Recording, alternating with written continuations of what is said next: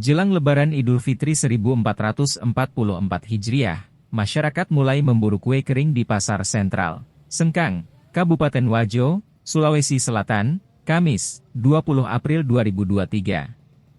Pantauan Tribun Timur, sejumlah pedagang kue Lebaran musiman mulai ramai berjualan, baik dari pintu barat maupun timur pasar. Penjual kue kering, Rosita mengaku mulai berdagang kue kering 10 hari jelang Lebaran. Meski demikian, setiap hari tetap ada warga yang memburu kue kering khususnya nastar dan beng-beng. Ada juga putri salju, kue kurma, bolu kering dan kacang sembunyi. Yang paling laris itu beng-beng dan nastar, banyak pembeli yang cari, jelasnya. Diketahui, kue kering di Pasar Sentral dipatok dari harga Rp20.000 hingga Rp50.000 ukuran plastik kecil dan sedang. Sementara, untuk ukuran plastik besar dari harga Rp55.000 hingga Rp60.000. Selain itu, omset para pedagang kue kering meningkat jelang Lebaran. Alhamdulillah di hari terakhir jualan, omsetnya pun meningkat, tuturnya. Sementara, pedagang lain, hari ini bersyukur melihat antusias warga berburu kue kering.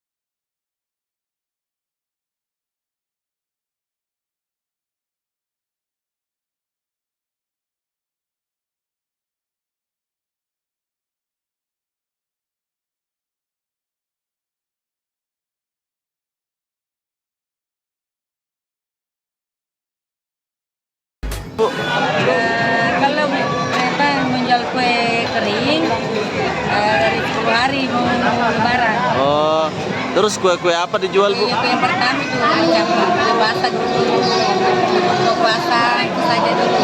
Tapi kalau untuk kue Lebaran 10 hari sudah ada semuanya.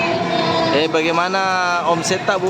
Mendekati Lebaran ini. Ya, alhamdulillah ada meningkat lebih yang tahun yang lalu. Oh iya. Ini harga 50.